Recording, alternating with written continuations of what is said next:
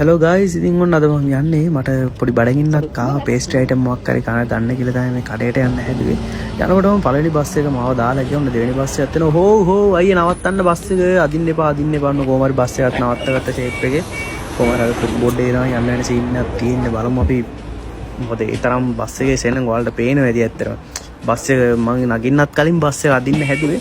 බොහොම අමාරු නැගගත්තා. කොහොම හරි ළමයි ඔන්න මට සීට් එකක් නම් හම්බුන්නේ නැහැ. මම ෆුට්බෝල් එකේ යන්නේ ඔයාලට පේනවා ඇති. බස් එක පට්ට සෙනඟ මේ කකුලක් තියාගන්න ඉඩක් නැහැ. ඒ ආසේ මේ සින්දුත් දාන්න හදනවා මේ ඩ්‍රයිවර් මහත්තයෝ මේ දාල්පින් දිනගන දින්ගෝ අල්ලේ ඔළුවේ තියන් බෝල පාරට හටලා දාල්නන්නාට සල අවිල් දෙරේ කරේ තන බෝල් ඔක්කොම ගමලා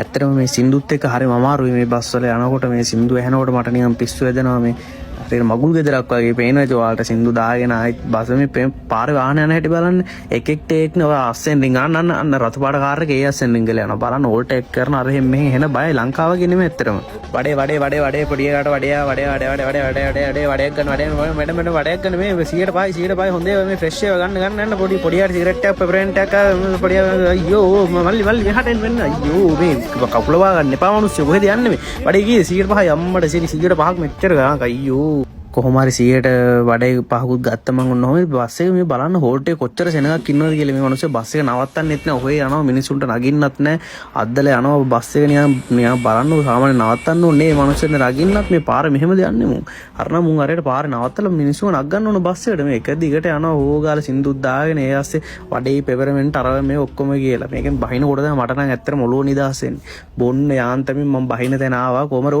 අයියා බස්සන මම බස් එකට යන්න ඇති මේ මගුල් ගෙදර මට ඔළුව කැක්කුමයි ඔන්න ඔහොම කියලා දැන් මම බස් එකෙන් බැස්සේ ෂේප් එකේ ඉතින් දැක්ක නේද යුරෝපේ කොහොමද බස් එකක ඇතුලේ සිද්ධ වෙන දේවල් කොහොමද යන්නේ කියලා.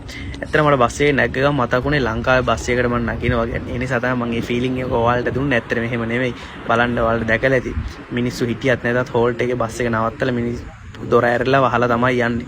ඒ වගේම තමයි හෙන හිමින් මේකේ ෂේප් එකේ සින්දු නැහැ, ඔළුව රිදෙන්නේ නැහැ, සීට් එක ගන්නට බස් කට්ටිය නග්ගගෙන යන්නේ. මේ වගේ ඉතින් ලස්සන පරිසරයක ජීවත් වෙන්නත් ඉතින් පින තියෙන්න ඕන ළමයි.